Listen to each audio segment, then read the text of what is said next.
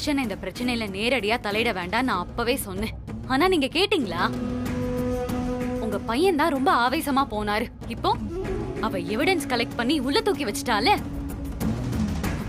அந்த குடும்பத்துல நாம ஒரு பிரச்சனைய உருவாக்கலான்னு பார்த்தா இப்போ அவ விஜயை காப்பாத்தி ஸ்கோர் பண்ணிட்டால. உடனே மனசு மாறி அவளை ஏத்துப்பாங்களா? குடும்பம் ஒண்ணு சேர்ந்துருமா?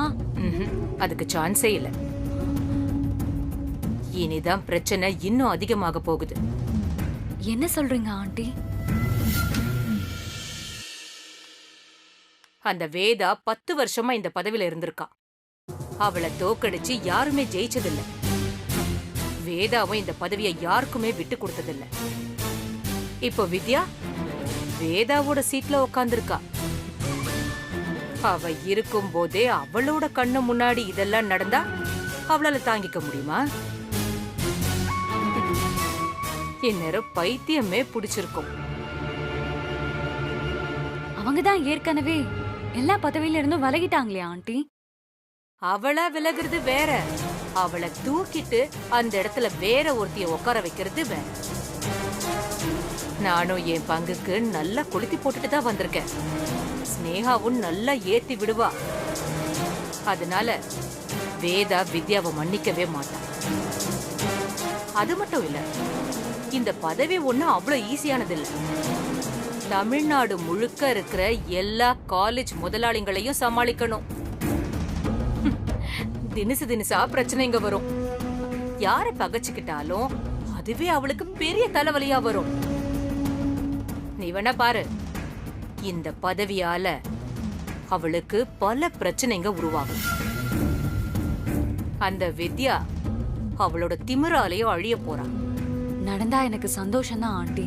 அதுக்காக தானே நம்மளும் வெயிட் பண்ணிட்டு இருக்கோம். நடக்கும்.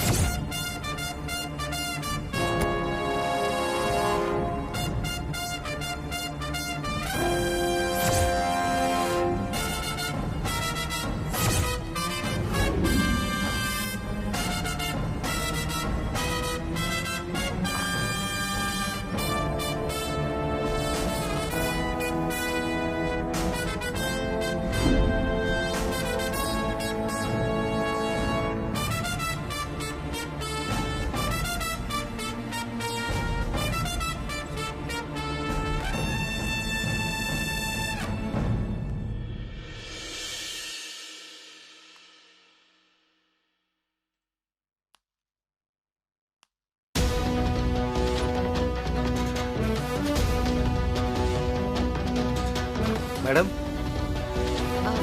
S come in. சொல்லுங்க மேடம். கவர்மெண்ட் சொல்ற கட்டணத்தை விட அதிகமா கட்டணம் வாங்குற காலேஜோட லிஸ்ட் எடுக்க சொன்னனே, எடுத்துட்டீங்களா? எடுத்தாச்சு மேடம். ஃபைல் உங்க முன்னாடி தான் மேடம் வச்சிருக்கேன்.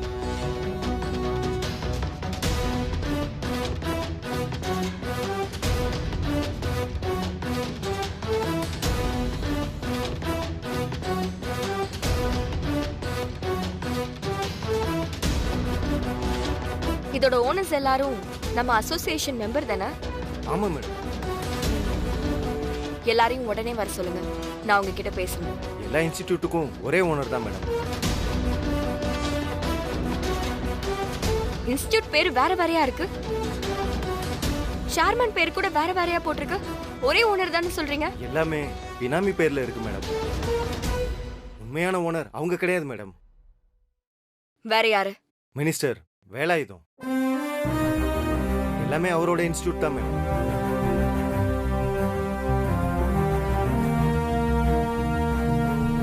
இத்தனை இன்ஸ்டிடியூட்டுமா? ஆமா மேடம்.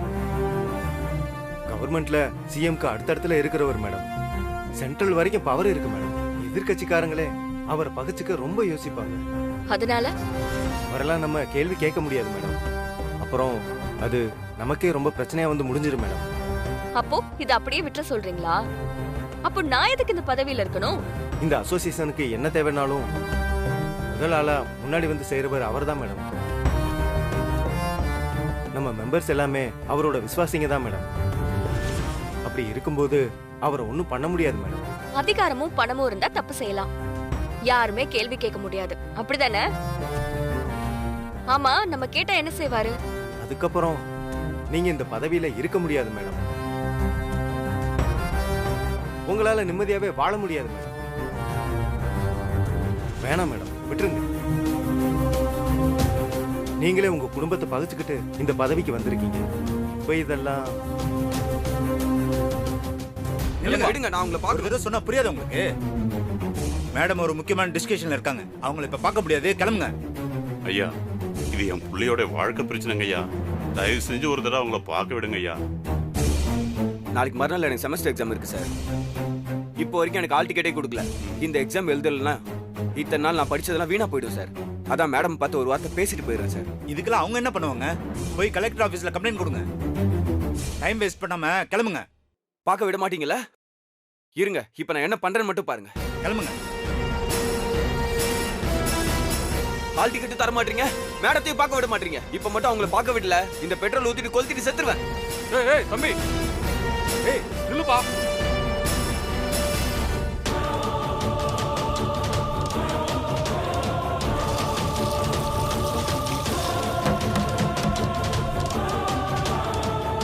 என்ன மேடத்தை பார்க்க விட மாட்டீங்கல்ல? வந்தீங்கன்னா அவங்கள செத்துருவேன். சொன்னா கேளுங்க. வேணாம், சொன்னா கேளு. இப்போ அவங்க வெளில வர சொன்னா கேளு. நான் கொளுத்திக்கலாம். சொன்னா கேளுங்க. புள்ளைய காப்பாத்துங்கப்பா.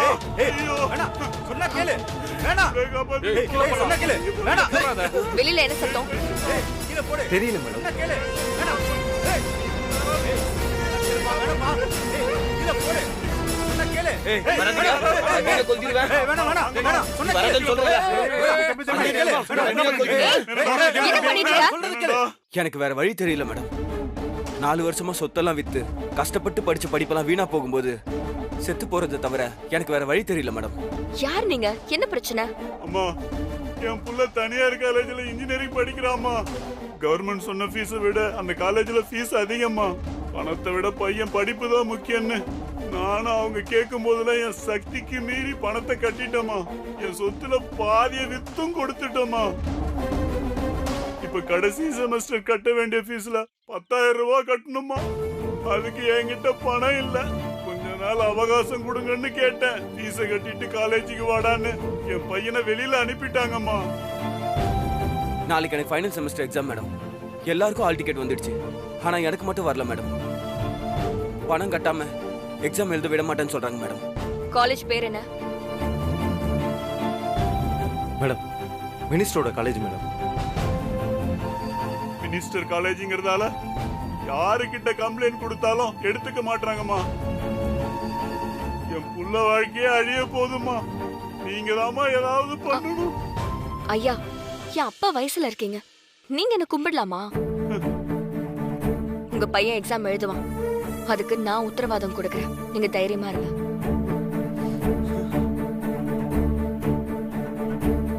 இங்க பாருப்பா, எந்த பிரச்சனைக்குமே தற்கொலை தீர்வு இல்ல. என்ன நடந்தாலும் எதிர்த்து போராடணும். உன்னை சாவ கொடுக்கவா உங்க அப்பா இவ்ளோ கஷ்டப்பட்டு வளர்த்து படிக்க வச்சாரு?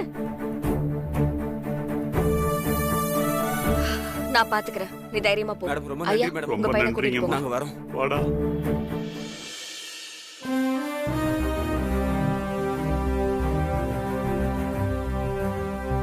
மேடம், கேள்வி கேட்கிற இடத்துல இருக்கிறவங்க எல்லாம் அதிகாரத்துக்கு பயந்து கண்ணையும் காதையும் மூடிக்கிட்டு இருந்தா என்ன நடக்கும்னு பாத்தீங்களா? நம்ம வீட்டு பசங்களுக்கு இப்படி ஒரு அநியாயம் நடந்தா நம்ம சும்மா இருப்போமா? நான் உடனே அமைச்சரை பார்க்கணும். இல்ல மேடம், அவரு அமைச்சரா இருந்தாலும் ஆண்டியா இருந்தாலும் இந்த நாட்டுல எல்லாருக்கும் சட்டம் ஒண்ணுதான். அவரை வர சொல்லுங்க. மேடம், அவர் இங்க வர மாட்டாரு. நாம வேணா அவரை போய் பார்க்கலாம் மேடம்.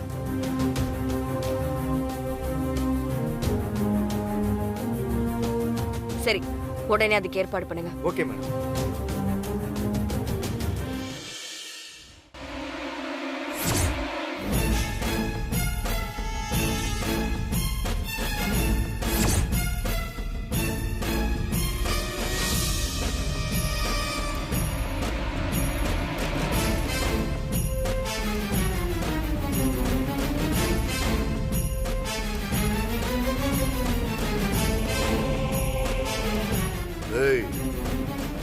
இன்னும் சாகலையா? உன்னை இன்னுமா இவனுங்க உசுரோட விட்டு வச்சிருக்கானுங்க? என்ன மன்னிச்சிருக்கையா, என்ன உயிரோட விட்டுருக்கையா. என் கூடவே இருந்துட்டு என்ன பத்தியே சிஎம்க்கு தப்பு தப்பா மெசேஜ் அனுப்புற நீ. டேய், இவனை தூக்குங்கடா. சாயங்காலம் இவன் பாடி கடல்ல மிதக்கணும். ஐயா இனிமே இப்படி பண்ண மாட்டேன். இழுத்துட்டு போங்க. ஐயா விட சொல்லுங்க ஐயா.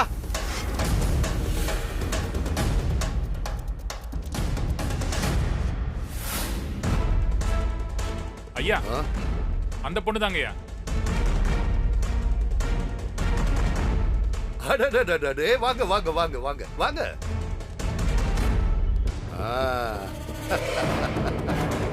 வேதவள்ளி சந்திரமோகனோட சின்ன மருமகளா? அரசியல் என் குடும்ப சொத்தான மாதிரி பிரைவேட் காலேஜ் அசோசியேஷன் உங்க குடும்ப சொத்தாயிடுச்சு போலயே. மாமியார் பதவியில இருந்து கீழே இறங்கின அடுத்த செகண்டே நீ அவங்க சீட்ல உட்கார்ந்துருக்க. பலே பலே, ரொம்ப பெரிய ஆளுமா நீ. டேய் ஐயா அதை எடு. சரிங்க.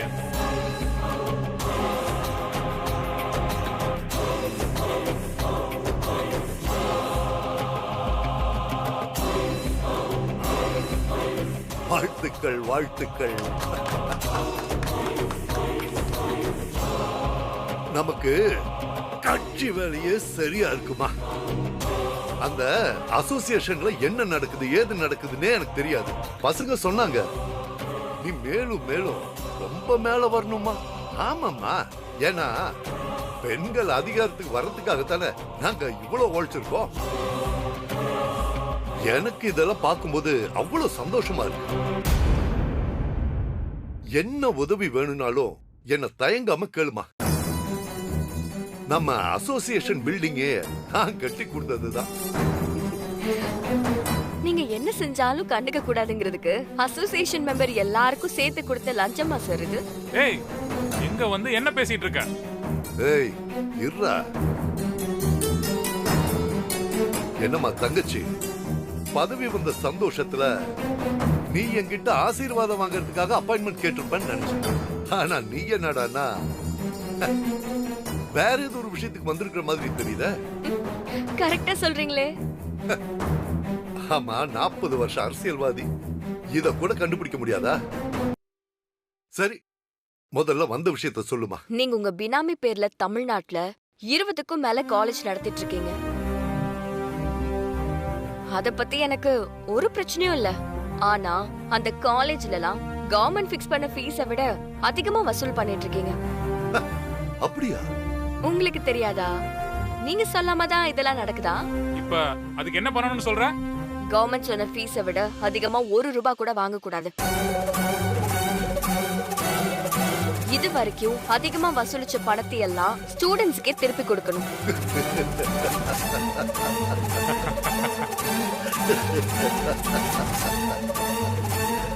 நல்ல காமெடிமா. அப்புறம் நீ சொன்ன கவர்மெண்டே நான் தான், அது உனக்கு தெரியுமா? எந்த காலத்திலயும் ஒரு தனி மனுஷி கவர்மெண்ட் ஆக முடியாது. இந்த பதவி, சைரன் வச்ச காரு, இந்த மாதிரி சவுண்ட் கொடுக்கிற பிஏ, கோஷம் போடுற எடுப்புடின்னு இது எல்லாமே தற்காலிகம் தான். 5 வருஷத்துக்கு ஒரு தடவை இதெல்லாம் மாறிக்கிட்டே இருக்கும். உங்களுக்கு முன்னாடியே அமைச்சரா இருந்த எத்தனையோ பேரு இப்ப எங்க இருக்காங்கன்னு கூட தெரியல.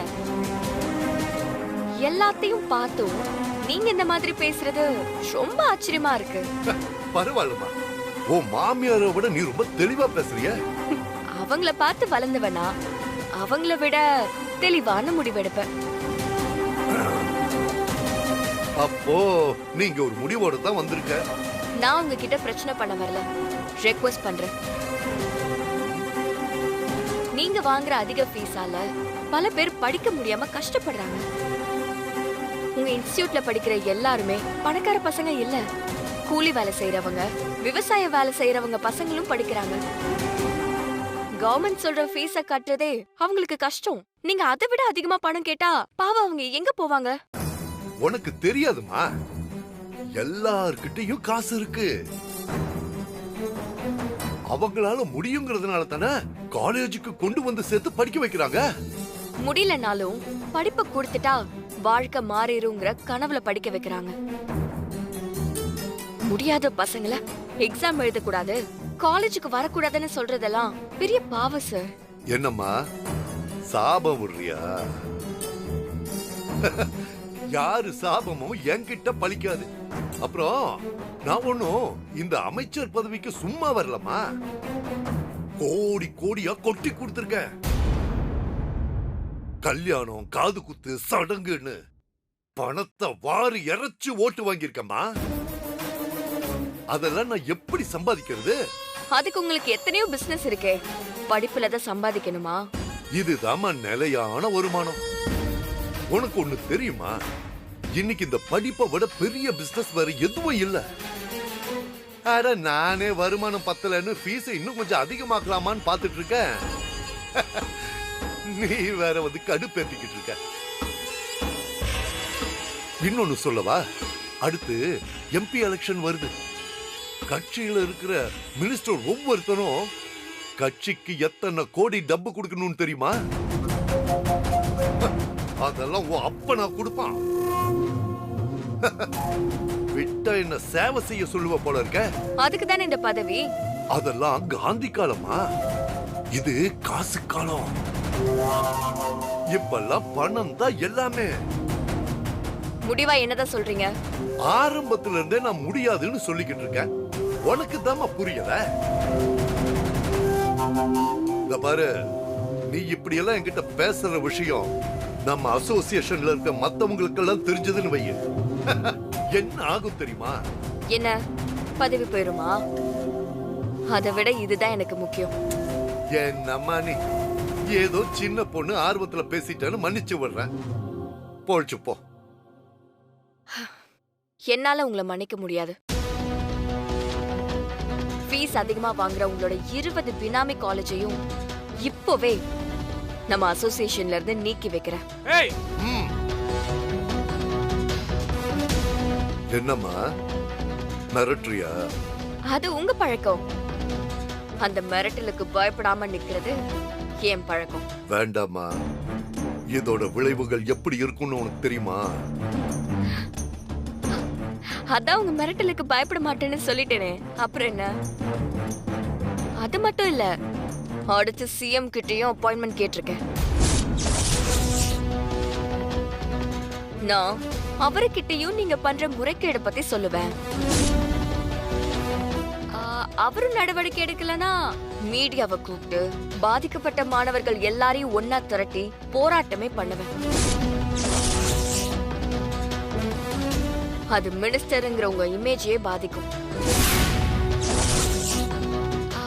புரிஞ்சு நடந்துக்கோங்க. என் கண்டிஷனுக்கு ஓகேனா எனக்கு கால் பண்ணுங்க. போட்டோ ஆர்டரை வித்ட்ரா பண்றேன். தப்பா ஏதாவது யோசிச்சா அப்புறம் நான் ரொம்ப தப்பா யோசிப்பேன்.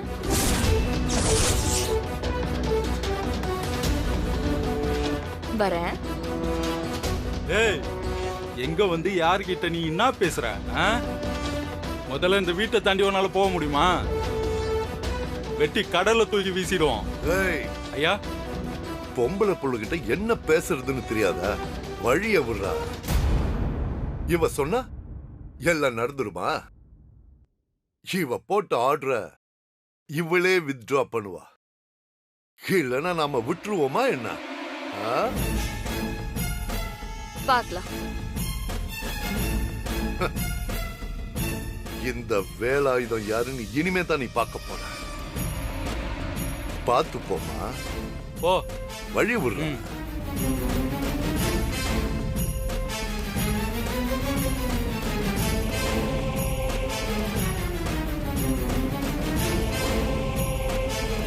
காற்றேண்டி,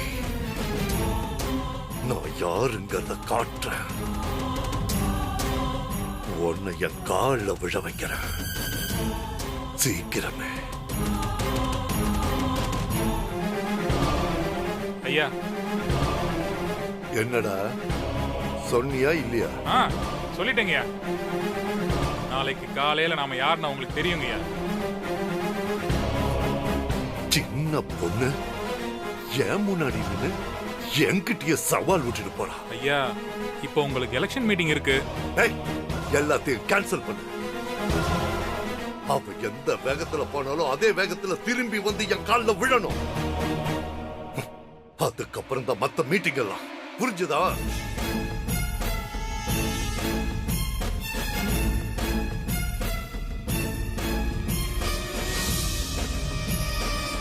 வேலாயுதண்ணே,